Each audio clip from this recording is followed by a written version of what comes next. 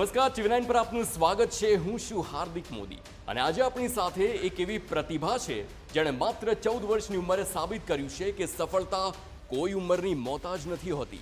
જે ઉંમરે બાળકો ભવિષ્યના સપના જોવાની શરૂઆત કરે છે એ ઉંમરે જૂનાગઢની આ દીકરીએ ઓસ્ટ્રેલિયામાં ઇતિહાસના સોનેરી અક્ષરે પોતાનું નામ અંકિત કર્યું છે। વાત થઈ રહી છે જેન્સી કાનાબારની। જેન્સીએ Australian open Asia Pacific elite અંડર-14 વુમન્સ ટાઇટલમાં ચેમ્પિયન બની છે અને એ સફળતા હાંસલ કરી છે જે અત્યાર સુધી કોઈ પણ ભારતીય ખેલાડી નથી કરી શક્યું। એશિયા અને ભારતની નંબર 1 ટેનિસ સ્ટાર અને ભારતીય ટીમની કેપ્ટન જેન્સીએ ઓસ્ટ્રેલિયામાં યજમાન દેશની ખેલાડીને જ પછાડી અને સાબિત કર્યું કે ગુજરાતી લોહીમાં માત્ર વેપાર જ નહીં પરંતુ રમતનું મેદાન મારવાનું જનૂન પણ હોય છે। આજે ટીવી9ના સ્ટુડિયોમાં ઉપસ્થિત છે ખુદ જેન્સી કાનાબાર અને તેમના પિતા અને કોચ દીપકભાઈ કાનાબાર। આ બંનેનું સ્વાગત છે। જેન્સી, મને પહેલો પ્રશ્ન એ થાય કે આટલું મોટું ટાઇટલ હતું ઓસ્ટ્રેલિયા ઓપનનું અને જ્યારે તમે ફાઇનલ રાઉન્ડમાં હતા ત્યારે મગજમાં એ વખતે શું વિચાર ચાલી રહ્યો હતો? ઓસ્ટ્રેલિયામાં મારી ઓપોનન્ટ પણ ઓસ્ટ્રેલિયન જ હતી। મારા મગજમાં એ વિચાર એવું કહેવામાં આવ્યું છે કે આપણે પોઈન્ટની ચિંતા નથી કરવાની ને આપણે પોતાની બેસ્ટ ગેમ દેવાની હતી, પણ મારા મગજમાં એટલું ચાલતું હતું કે આ પોઈન્ટ લઈશ તો હું આ મેચ જીતી જઈશ ને આ ટુર્નામેન્ટ પણ જીતી જઈશ। જ્યારે ઓસ્ટ્રેલિયામાં જ આપણે રમતા હોઈએ, સામે ઓસ્ટ્રેલિયન ખેલાડી હોય, ઓડિયન્સમાં ઓસ્ટ્રેલિયાના નામે ચીયરઅપ થતું હોય ત્યારે શું પ્રેશર લાગે ખરું? ના, મને એવું પ્રેશર નહોતું કારણ કે મારી પાસે અગાઉના મેચોનો સારો અનુભવ છે અને મારા મગજમાં એવો જુસ્સો હતો કે એનાથી મને કંઈ ફેર નહીં પડે અને હું મારી બેસ્ટ ગેમ રમી શકીશ। જેન્સી, દીપકભાઈ આપના પિતા પણ છે અને કોચ પણ છે, તો કોચ દીપકભાઈ અને પપ્પા દીપકભાઈ સ્ટ્રિક્ટ કોણ છે અને સોફ્ટ કોણ છે બંનેમાંથી? ટેનિસ માટે તો કોચ દીપકભાઈ વધારે સ્ટ્રિક્ટ છે કારણ કે ટેનિસમાં મારે આગળ વધવું છે તો તે પ્રમાણે મારે એ પ્રમાણેની મહેનત જોઈએ, એ પ્રમાણે સ્ટ્રિક્ટ છે અને પપ્પા દીપકભાઈમાં એ બીજા કંઈમાં ફોર્સ મને વધારે નથી કરતા। દીપકભાઈ, થોડીક રિસર્ચ કરી તો એમાં જાણવા મળ્યું કે લગભગ 3.5 વર્ષની ઉંમર હતી જેન્સીની કે ત્યારે તમે નક્કી કર્યું કે આપણે ટેનિસ ક્ષેત્રે જેન્સીને આગળ વધારવી છે। એ ઉંમરે એવી તો શું પ્રતિભા આપે જોઈ જેન્સીમાં કે આપે લિટરલી નક્કી કર્યું કે જેન્સીનું ફોકસ અર્જુનની જેમ માત્ર ટેનિસ પર જ રહેશે? એમાં થોડું એવું હતું કે પહેલેથી અગાઉ થોડીક એવી ઈચ્છા હતી કે જેન્સી ટેનિસ રમે, એટલે બહુ નાની હતી ત્યારથી જ એના માટે હું પ્લાસ્ટિકના રેકેટ, પ્લાસ્ટિકના બોલ એ બધી વસ્તુ લઈ આવતો। ઘરની અંદર પણ એ રીતે બોલ રાખેલો હોય અને તેને દડાને આરામથી મારવાનું આવી રીતની વ્યવસ્થા કરી હતી, એટલે કે પહેલેથી જ એના મગજમાં ટેનિસના જ વિચાર રહે એવા થોડા ઘણા અમે અમારા ઘર તરફથી પ્રયત્ન કરેલા હતા। અચ્છા, હું દીપકભાઈ કાનાબારને જોઉં છું તો મને મહાવીરસિંહ ફોગાટ યાદ આવે છે। સેમ એ ટાઈપનું હતું કે એમણે પણ પોતાની દીકરીઓને તૈયાર કરવા માટે એ પ્રકારનું વાતાવરણ આખું ઊભું કર્યું હતું। જેન્સીની પ્રેક્ટિસ માટે આપ કેવી રીતે એની પ્રેક્ટિસ કરાવો છો? કેવી રીતનું હોય છે આખું એનું રૂટીન, એનું સ્પોર્ટ્સ રૂટીન? અને મહત્ત્વની વાત એ છે કે જેન્સી 14 વર્ષની છે, એનું ભણવાનું પણ ચાલતું હોય છે, બેલેન્સ કેવી રીતે કરો છો? એટલે એનું રમવાનું પહેલેથી જ નક્કી હતું। એટલે શરૂઆતના તબક્કાની વાત કરું, તમે શરૂઆતમાં જીમખાનાથી કરેલી હતી જૂનાગઢની અંદર અને ત્યાં અમારા કોચ હતા સોમનાથ સર, જેન્સીના જે શરૂઆતના કોચ, અને જેણે જેન્સીના સ્ટાર્ટિંગ લેવલમાં નું કહેવાય ને જે બેઝિક જેન્સીનું એકદમ સ્ટ્રોંગ બનાવવામાં સોમનાથ સરનો ઘણો બધો મોટો ફાળો। એણે જેન્સીનું બેઝિક એકદમ સ્ટ્રોંગ કર્યું અને મને એ બોલાવીને કીધું મને કે દીપકભાઈ આનું બેઝિક બહુ સારું છે, હવે આપણે વધુ આને સરસ રીતે મહેનત કરાવવી જોઈએ જેન્સીને। એટલે અમે વધુ સરસ રીતે એની મહેનત કરાવતા ગયા, વધુ આગળ વધતા ગયા અને સમય એ આવ્યો કે એને ઊંચા લેવલના ટેનિસ માટે વધુ સારી મહેનતની જરૂર હતી, એટલા માટે અમે રોજ 7 કલાકનું એનું ટેનિસનું સેશન ગોઠવેલું। સવારના 3 કલાક અને સાંજના 4 કલાક, એમ 7 કલાકનું રોજનું ટેનિસનું સેશન હોય છે, જેની અંદર એની ફિટનેસ આવી જાય છે, એનું ફિઝિયોનું બધું કામ આવી જાય છે, એનું જીમનું બધું આવી જાય છે, આ બધું એને આવી જાય છે। આ ઉપરાંત વચ્ચે 1.5 કલાકનો ટાઈમ એવો રહે છે કે જ્યાં તે વ્યવસ્થિત રીતેનું સ્ટડી કરાવવામાં આવે છે। એક 3.5 વર્ષનું નાનું બાળક હોય છે, એ માંડ સમજણું થયું હોય અને એને આ પ્રકારે ટ્રેનિંગ આપ આપો અને 14 વર્ષ સુધી એટલે ખૂબ જ લાંબો સમયગાળો થયો છે, તો એ બધામાં આપના ચેલેન્જીસ મેક્સિમમ કયા રહ્યા જેન્સીને ટ્રેન કરવા માટે? થોડીક જેન્સી પર ભગવાનની કૃપા છે આ બાબત માટે કે ચેલેન્જીસ તો ઘણા બધા આવ્યા, પરંતુ યોગ્ય ટાઈમે યોગ્ય નિર્ણય લેવાની અમને લોકોને અમારા જે નિર્ણયો હતા ને તે બહુ સાચા પડ્યા છે જેન્સી માટે। પહેલું ચેલેન્જ એ હતું જેન્સીના કેસમાં કે અમારું જૂનાગઢ નાનું સેન્ટર હતું, તો એને કોચિંગ કઈ રીતે અપાવું. પણ અમારે જુનાગઢની અંદર જ ત્યાં આ સોમનાથભાઈ મેં જે તમને કીધું એ કોચ આવ્યા, એને જેન્સીને ઘણો ટાઈમ સુધી એક ધારું વ્યવસ્થિત રીતે સરસથી ટ્રેનિંગ આપી. ત્યારબાદ કોવિડ કાળ એવો આવ્યો કે ત્યારે કોચિંગ બધું બંધ થઈ ગયું હતું. એ મોટી ચેલેન્જ હતી અમારા માટે. તો ત્યારે મેં ખુદે યુટ્યુબના વિડીયોનો ઉપયોગ કરી, બીજી 2-3 ટેકનોલોજીનો ઉપયોગ કરી, અમુક મારા કોચિસ મિત્રોનો ઉપયોગ કરી અને મેં પોતે ઘણું બધું શીખી. અને એ ટાઈમ દરમિયાન મેં પોતે ટેનિસ શીખવાડેલું ઘણું બધું સરસ રીતે. એમાંય ઓનલાઈન આજે મેં સોમનાથભાઈ કીધું છે અમારા કોચ એના છે, એનો ઉપયોગ કરીને સતત ને સતત જેન્સીનું ટેનિસ અમે લોકોએ ચાલુ રાખ્યું. ત્યારબાદ જેન્સીને પર્સનલ ટેનિસની ટ્રેનિંગની જરૂર પડી. તો આના માટે અમે 4 મિત્રોએ ભેગા મળી અને 2 કોર્ટ જુનાગઢની અંદર એક ભાડે જગ્યા લઈને અમે લોકોએ બનાવેલા છે. જેન્સીના શોખ શું છે? ટેનિસ સિવાય જો જેન્સીને કંઈ ગમતું હોય એ શું છે? ટેનિસ સિવાય મારો મેઇન શોખ તો એક ટેનિસ જ છે. ટેનિસ સિવાય મને થોડું ઘણું આર્ટ કરવું ગમે છે. આર્ટમાં શું ગમે છે? એક્રેલિક પેઇન્ટિંગ કરવી ગમે છે, એ પણ થોડી. બાકી મને ટેનિસ જ સૌથી વધારે ગમે છે. અચ્છા, આપના ફ્રેન્ડ્સ છે? આપના સ્કૂલમાં હોય ફ્રેન્ડ્સ ખરા આપના? સ્કૂલમાં ફ્રેન્ડ્સ નથી, મારા ટેનિસ સર્કલમાં મારા થોડા ફ્રેન્ડ્સ છે. બાકી હું વધારે પડતે મારા કઝિન સાથે હું રહું છું. અચ્છા, તો આપનું ફેવરિટ ફૂડ કયું, કે પછી એમાં પણ સ્ટ્રિક્ટ ડાયટ જ હોય છે? જેન્સી પિઝા, સેન્ડવિચ જે નોર્મલ લોકો ખાતા હોય છે એવું બધું ખાય ખરી જેન્સી? ના, એવું ખાવાની બિલકુલ નહીં. ક્યારેય ખાધું જ નથી?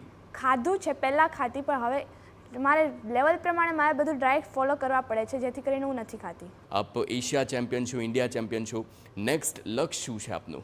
મારું નેક્સ્ટ લક્ષ્ય બધા ગ્રાન્ડ સ્લેમ પહેલાં જુનિયરમાં જીતવાનું છે, પછી વુમેન્સમાં જીતવાનું છે અને ભારતને ઓલિમ્પિકમાં ગોલ્ડ મેડલ મેળવવો છે. અચ્છા, ઇન્ફ્રાસ્ટ્રક્ચરની દ્રષ્ટિએ કેટલો ડિફરન્સ આવતો હોય છે? આપણે ઇન્ફ્રાસ્ટ્રક્ચરની દ્રષ્ટિએ વાત કરીએ તો એ લોકો આપણા કરતાં થોડા વધારે આગળ છે એમ આપણે કહી શકાય. ખાસ કરીને અમારા નાના સેન્ટરની વાત કરું જુનાગઢ પ્રમાણે, તો જુનાગઢમાં ટોટલ અમારે 3 કોર્ટ હતા અને અમે લોકોએ 2 કોર્ટ બનાવ્યા, 5 કોર્ટ થયા. ત્યાં ઓસ્ટ્રેલિયાની વાત કરું કે યુરોપિયન કન્ટ્રીની તમને વાત કરીએ આપણે, તો હર 2-2 કિલોમીટર 4-4, 5-5 કોર્ટ હોય છે ત્યાં.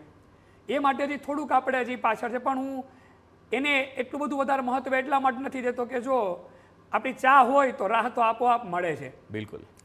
દીપકભાઈ, એક મધ્યમ વર્ગીય પરિવાર જ્યારે પોતાના બાળકને વિશ્વ વિખ્યાત બનાવવા માગતું હોય છે, ત્યારે એ પ્રકારે આર્થિક રીતે જોવા જઈએ તો કેટલા ચેલેન્જીસ આવતા હોય છે?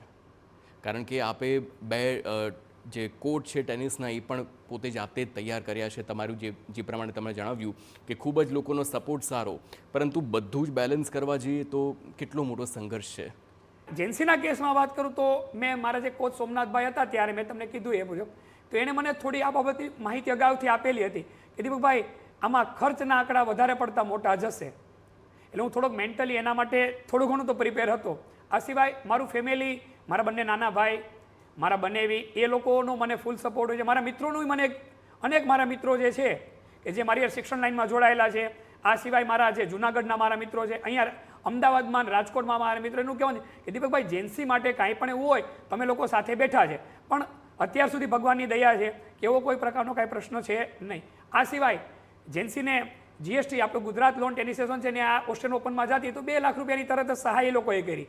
અને લોકોએ એક ઠરાવ એવો બનાવેલો છે કે ગુજરાતનો કોઈ પણ પ્લેયર ગ્રાન્ડ સ્લેમ રમવા જાય એટલે તરત જ અમે લોકો એને 2 લાખની મિનિમમ સહાય આપશું. તો આવા થોડું તો દરેક જગ્યા પર સપોર્ટ રહીએ છે. ગવર્મેન્ટ પણ સપોર્ટ કરવા માટે રેડી છે, પણ થોડુંક આપણે રિઝલ્ટ તો એને બતાવવું પડે.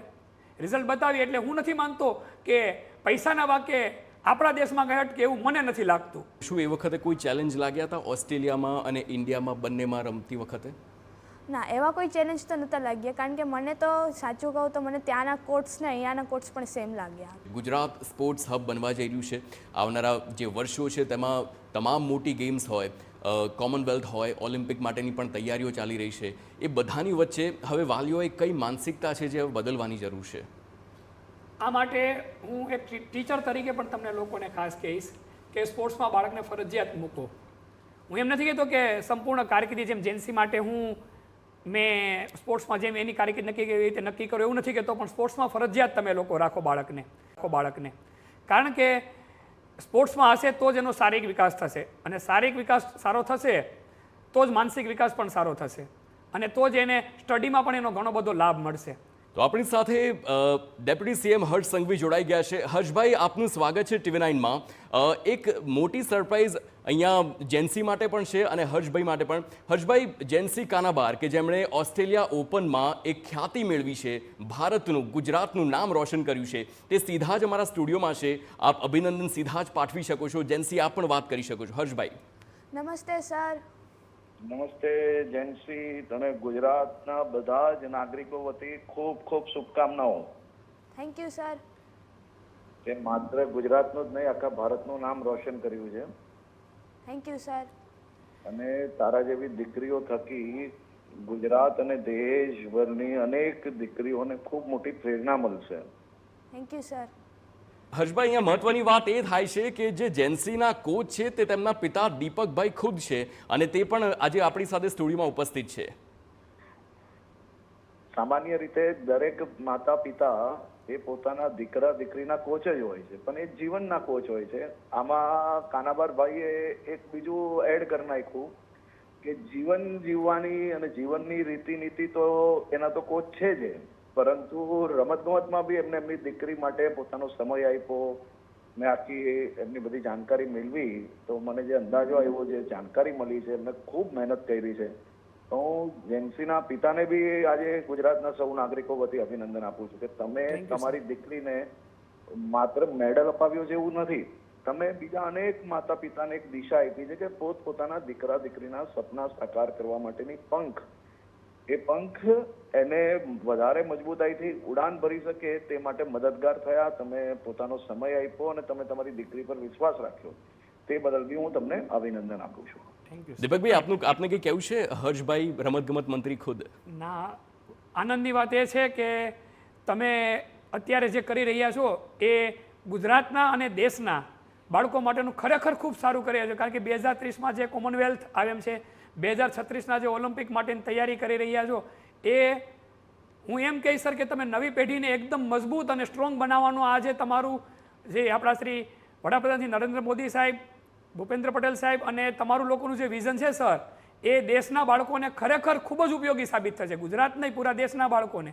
કારણ કે જે 2030નો કોમનવેલ્થ અને 2036ના ઓલિમ્પિકનો જે પ્રયત્ન છે આપણો, એ આપણા દેશના બાળકોને રમતની અંદર આગળ લાવી અને ખૂબ જ મજબૂત બનાવશે શારીરિક માનસિક રીતે સર. એટલે ખૂબ તમારો આ બદલ તમારા બધાનો ખૂબ ખૂબ આભાર સર. જી, અને તમને ખૂબ ખૂબ અભિનંદન. અને આ પહેલું જેન્સીએ ભારતનો તિરંગો ઊંચો લહેરાવવામાં જે રીતે ત્યાં જઈને જે એને પ્રદર્શન કર્યું છે, એ ભવિષ્યની અંદર બી આનાથી વધુ મજબૂત પ્રદર્શન થાય તેવી શુભકામનાઓ. Thank you sir. Thank you sir. Thank you. મળીએ પછી. તો આ હતા હર્ષભાઈ સંઘવી, જેમણે જેન્સી કાનાબાર અને તેમના પિતાને કોચ દીપકભાઈ સાથે સીધી જ વાત કરી. તેમને અભિનંદન પાઠવ્યા છે અને આવનારા સમયમાં તે હજુ વધુ સિદ્ધિ હાંસલ કરે, ભારતનું નામ રોશન કરે તેવી જ આશા વ્યક્ત કરી છે. જેન્સી, દીપકભાઈ, આ બંનેનો આભાર. આપ TV9માં આવ્યા અને તમામ વાલીઓ જે ગુજરાતના છે તેમને પ્રેરણા આપી કે પોતાના એ તમામ વિદ્યાર્થીઓ હોય, બાળકો હોય, તેમને સ્પોર્ટ્સ ક્ષેત્રે હજુ પણ આગળ વધારે તેવી જ આશા વ્યક્ત કરી. આભાર. Thank you. Thank you.